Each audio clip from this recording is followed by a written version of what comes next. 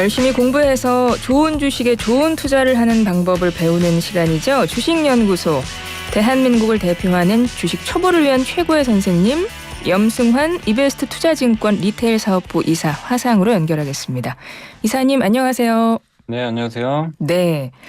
먼저 미 증시 흐름부터 좀 보겠습니다. 이번 주에 일들이 많았어가지고요. 무엇보다 실리콘밸리은행 파산 사태가 증시에 어떻게 반영됐는지 좀 궁금하기도 하고 그렇습니다.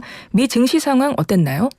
네, 미국 증시는 사실 실리콘밸리 은행의 그 파산에도 불구하고 굉장히 견조했고요. 오늘 새벽에 끝난 미국 증시는 오히려 좀 급등하면서 굉장히 좀 긍정적으로 마감됐습니다. 오늘 특히 이제 나스닥 지수가 무려 2%나 급등을 했는데 이제 결국 지금 은행 업종이 오늘 좀 상당히 좀 강세를 보였고 이제 전일 그 상당히 많이 빠졌던 그 지방은행주들이 좀 큰 폭으로 오르면서 리스크가 많이 완화됐고 역시 그 뭐 연준이라든가 미국 정부에서 어쨌든 이제 뭐 예금자 보호도 좀 해주고 또 이번에 나왔던 얘기가 BTFP라고 그래서 이제 뱅크 텀 펀딩 프로그램이라는 게 있는데 이게 이제 결국엔 지방은행들이나 이런 그 SVB 실리콘밸리 은행 같은 이제 유사한 은행들을 좀 약간 이제 지원해주는 이제 그런 그 프로그램을 보시면 좋을 것 같은데 어쨌든 이제 정부가 이 돈이 좀 부족한 이제 예금 인출 요구가 왔을 때 채권을 많이 갖고 있는 그런 은행들 같은 경우는 이게 채권 손실이 크면 이걸 팔아서 줘야 되는데 그럼 리스크가 너무 크기 때문에 그걸 어쨌든 이제 그 갖고 있는 그 자산을 담보로 해가지고 대출을 그냥 해주겠다. 이렇게 좀 나온 좀 프로그램입니다. 그래서 이런 얘기들이 나오면서 지방은행 리스크가 많이 좀 완화가 됐고 이게 완화가 되니까 미국의 이제 빅테크 기업들이 또 날개를 좀 달았던 것 같아요. 그래서 오늘 새벽에 끝난 미국 증시는 뭐 우려와 좀 달리 굉장히 좀 좋은 흐름으로 잘 마무리가 됐던 것 같습니다. 오늘 미 증시는 괜찮았는데 이 실리콘밸리은행 그 파산 소식 전해지고 나서 바로는 뉴욕 증시도 급락했었지 않아요? 아니, 근데 생각보다 그렇게 많이 빠지지는 않았어요. 그랬었어요, 정말 이게 그때도? 파산이면 뭐 4%, 5% 이렇게 빠진다고 생각들 하시는데 뭐 그날도 미국 증시는 물론 이제 오르다가 좀 밀린 건 있는데 그렇게 뭐 큰 충격을 받는 모습은 나오진 않았던 것 같습니다. 왜냐하면 그랬군요. 이게 그 지방은행이고 이게 만약에 뭐 JP모건이나 골드만삭스로 전염이 된다라고 보면 증시가 정말 무너져 버렸겠죠. 근데 이제 음, 대형 은행들은 돈도 많고 그거랑 좀 별개로 보는 시각들이 좀 있다 보니까 미국 음, 증시는 그 전에 좀 미리 좀 빠지고 있었거든요. 예, 예, 이 예. SVB 사태 전에 증시가 별로 안 좋았어요. 근데 그거 나왔다고 해서 증시가 더 무너지거나 그런 흐름은 나오진 않았던 것 같습니다. 오히려 어제 우리나라 증시가 안 좋았죠. 어제 한국 증시가 폭락을 해버렸거든요. 그래서 음. 오히려 한국 증시가 좀 더 영향을 좀 어제는 받지 않았나 싶습니다. 그럼 어제 한국 증시가 폭락했던 영향에는 이 미국의 이 은행 파산 사태가 좀 영향을 미친 거예요? 그게 영향을 좀 줬다고 밖엔 못 볼 것 같고요. 근데 이제 어제 보면 우리나라 기업들 중에 크게 상관없는 기업들도 다 빠져버렸거든요. 그러니까 음, 어제 외국인이 6천억을 팔았어요, 주식을 하루에. 그러니까 제가 이제 추정하기로는 이제 외국계 펀드나 이런 데서 혹시 무슨 일이 날지 모르잖아요. 네네. 그러니까 일단 이제 현금 확보해 놓는 거죠. 음, 신흥국에서 일단 좀 현금을 좀 해놓고 좀 대응을 좀 하겠다라는, 그러니까 한국이 뭐 뭔가 문제가 생겨서 팔았다기보다는 이런 사태가 발생했을 때 어떤 또 우리가 모르는 변수가 생길지 모르니까 보통 이렇게 되면 기관 투자들이 리스크 관리 일단 해버리거든요.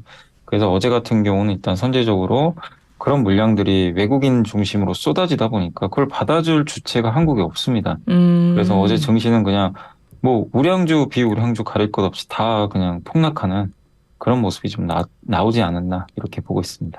국내 증시가 오히려 좀 영향을 받았군요. 예, 근데 이 실리콘밸리 은행 파산 사태가 뭐 직접적으로 뉴욕 증시에 영향을 미칠 정도는 아니었다라고 설명을 해주셨는데도 마침 바로 미 정부가 전액 보상하겠다고 그렇게 발표를 하면서 또 이제 그렇게 네, 큰 변화는 없었던 것 같기도 한데 네, 이 은행이 주로 거래하던 기업들이 뭐 벤처 기업들이었다면서요. 그래서 벤처 기업들의 자금줄이었다 이런 네. 기사들이 많았어서 혹시 그 소식이 오히려 어떤 기업들에 영향을 주진 않았을까 이것도 좀 궁금하긴 하던데요.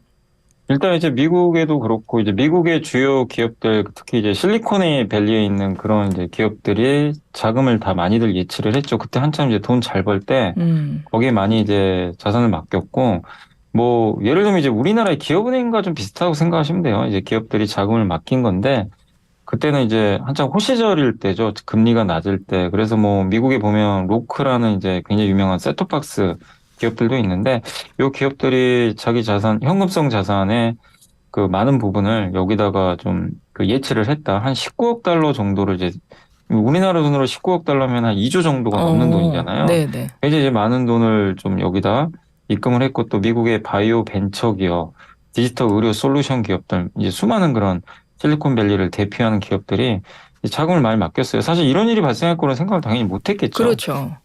은행이 뭐 부실 자산을 보유한 것도 아니고.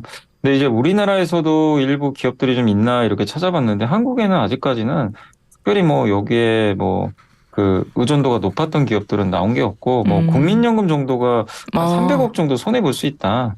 뭐 그 정도만 있었던 것 같아요. 그래서 한국에 영향을 좀 크게 주는 건 아닌데 어쨌든 이제 미국 기업들의 자산 좀 맡긴 게 좀 이런 예금을 좀 넣는 게 있다 보니까 우려는 컸지만 다행스럽게도 미국 정부가 전액 보증을 한다고 했기 때문에 어쨌든 뭐 로컬을 비롯해서 많은 기업들이 돈을 뭐 잃어버릴 가능성은 거의 없다라고 좀 보시면 좋을 것 같습니다. 그렇군요. 그러니까 뭐 기업의 주가가 폭락한다던가 이런 사태는 없었나 보네요. 네, 맞습니다. 그 첫날은 좀 흔들렸죠. 사실 일부 예, 기업들이. 그렇죠. 예, 그렇겠죠. 예, 근데 이제 전액 보증을 해버린다고 하니까 사실 이제 전혀 리스크가 사실 이제 없는 상태로. 그러니까 이 기업들이 이런 경우에는 좀 리스크가 있을 수는 있어요. 만약에 SVB에 주식 투자를 했다. 이 기업에, 이 은행에. 예, 예. 그럼 그건 보상을 못 받습니다. 그렇죠. 예금만 예. 보상이 되니까. 예, 근데 예금은 보호가 되니까. 그러니까요. 그래서 이제 그 부분은 좀 리스크가 많이 줄어들었다라고 보시면 될 것 같네요. 그렇군요. 보통 그리고 은행주가 원래 투자자들한테 좀 인기 있는 주 아닌가요? 은행주는 인기가 없죠. 원래 인기가 없나요? 거의 그러면 대부분 잘 안 하십니다. 그래요. 그러면 이번 한국으로 사태로 얘기하면 예. 한국에서는 그냥 배당주로 알려져 있죠. 그렇죠. 사실. 배당을 예. 주니까. 그러면 은행주가 투자자들한테 그동안 유독 그렇게 인기 있는 종목도 아니었는데 이번 사태로 솔직히 은행주 매력도가 더 떨어졌을 것 같아요. 원래도 매력이 없었는데. 그래서 오히려 뭐 투자자들이 다른 종목으로 눈을 돌린다거나 뭐 이런 영향은 없었는지도 궁금하거든요. 아니, 그거는 아닌 것 같고요. 뭐냐면, 그러니까 지방은행하고 이제 큰 대형은행이 있잖아요. 예. 근데 지금 일부, 그러니까 이 SVB의 문제는 다른 은행과 좀 다르게 되게 독특한 게 예금을 이거 받았으면 우리나라 은행들은 예금 받으면 주로 어디를 하냐면 대출을 해줘요. 그렇죠. 그죠? 네, 예. 개인들이나 기업한테 되게 대출 자산이 많아요. 물론 대출 자산도 그게 뭐 잘못 대출하면 위험하겠지만 대부분 대출을 합니다. 그리고 연체율이 낮잖아요. 대부분 갚죠. 그래서 그렇게 크게 위험하다고 생각 안 해요. 의 문제는 뭐였냐면 그거를 너무 미국 국채에 그냥 집중 투자를 해버린 거죠. 그 예금을 대출을 하거나 그냥 뭐 현금으로 갖고 있었으면 상관이 없는데 그게 아니라 미국 국채에 투자를 했는데 미국 국채가 금리가 낮을 땐 상관이 없는데 금리가 오르면 채권 값은 급락을 하거든요. 반대로. 근데 그거 돈 달라고 하니까 채권 팔아야 될 거 아니에요. 그러니까 지금 팔면 손해가 큰데 안 팔 수는 없고. 그래서 이제 거기서 손실이 나서 못 갚게 되고 이제 뱅크런이 일어나게 된 거죠, 사실은. 근데 이게 미국 은행이 다 이런 구조면 난리가 났을 거예요. 예, 예. 그러니까 금융이라는 표현 좀 그런데 미국 증시가 이대로 안 있었고 전 세계 증시가 충격을 엄청나게 받았겠죠.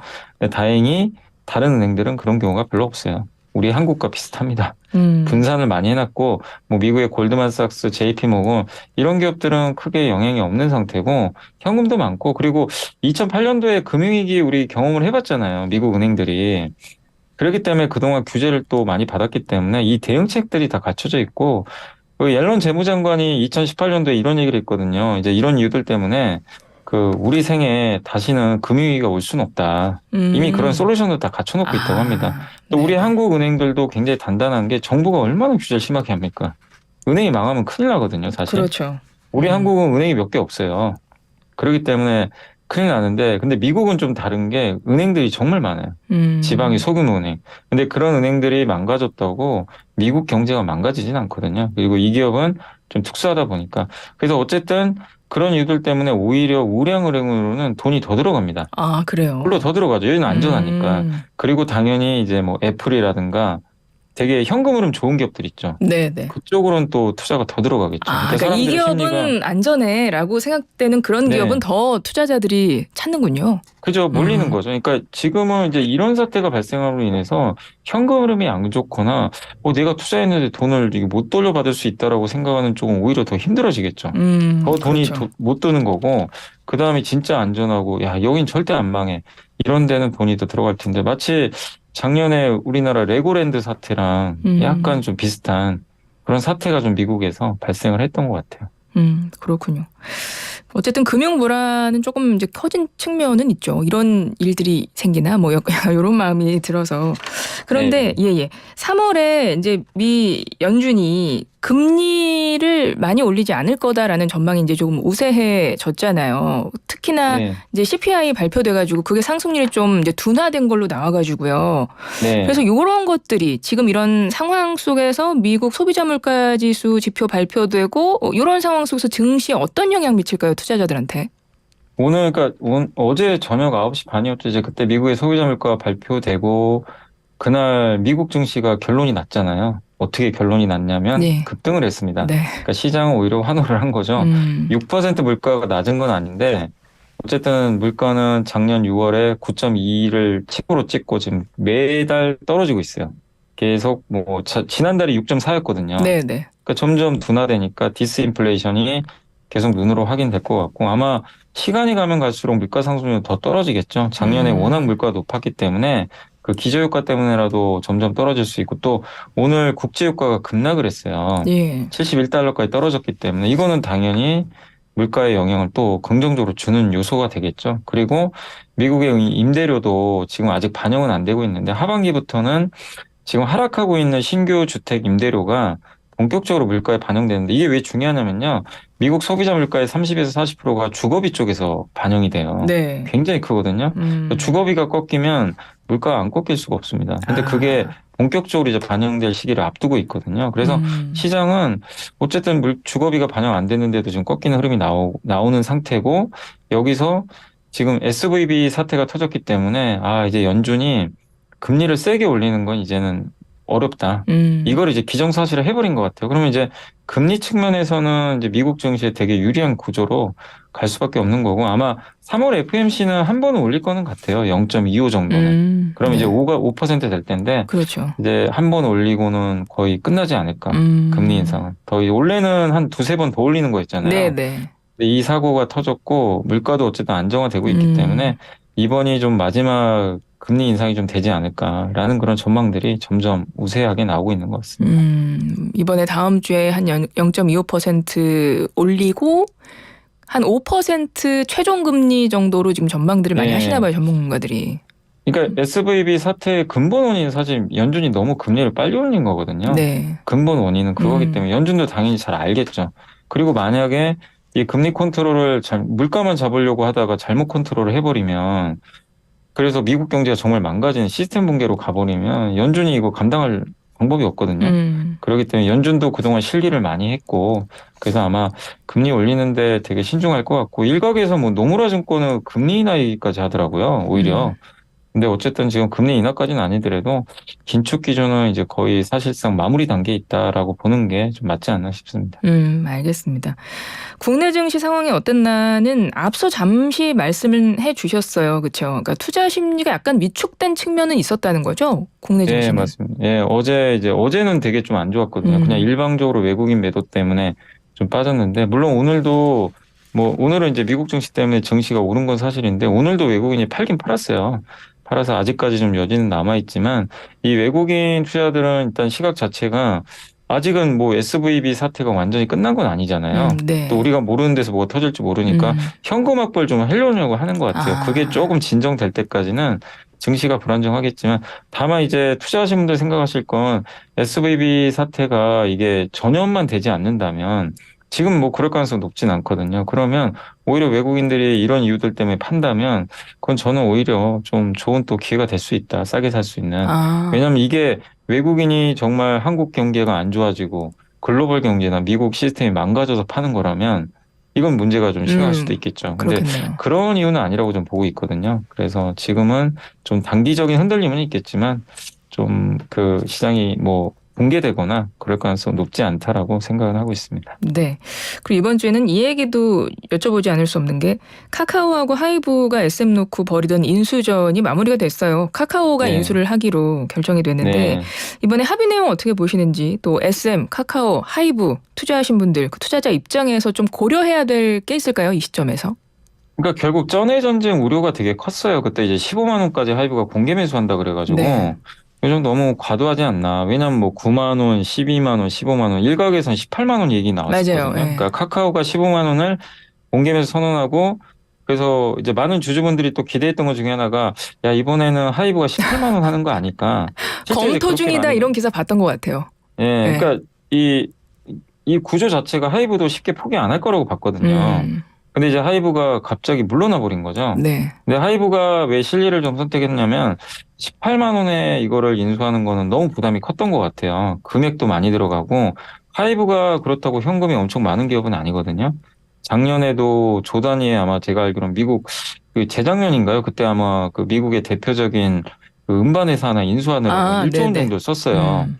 돈이 만만치가 않거든요. 근데 여기에 또 SM까지 인수하느라고 돈을 만약에 막대하게 써버리면 현금으로 나중에 문제가 생길 수 있고 그렇죠. 우리 그 M&A 제일 많이 하는 얘기가 비싸게 사면 승자의 저주에 걸린다. 아. SM이 분명 좋은 기업은 맞는데 우리 이건 상식이잖아요. 아무리 좋은 기업도 싸게 사야 의미가 있는 거지. 그렇죠. 예. 비싸게 사면 의미가 없는 거거든요. 그래서 이제 그 방시혁 의장이 좀 판단을 내린 것 같아요. 이 이상 좀 비싸게 사는 건 좀 무리가 있다. 그래서 이제 발을 빼니까 이제 주가가 폭락해 버렸죠, SM도. 그래서 이제 이벤트가 좀 끝났기 때문에 당분간 이제 3사 주가는 어쨌든 지금 이제 이벤트가 끝나버렸잖아요. 네네. 그래서 당분간 좀 소강 상태로 갈 것 같고 저는 근데 조금 이제 약간 걱정되는 건 뭐냐면은 카카오예요. 카카오가 이번에 6천억 정도 들이고 카카오 엔터가 6천억에서 1조 2천억이 이 공개 매수를 하는데 지금 이거 인수하는 목적은 카카오 엔터 상장이 있거든요, 사실. 예.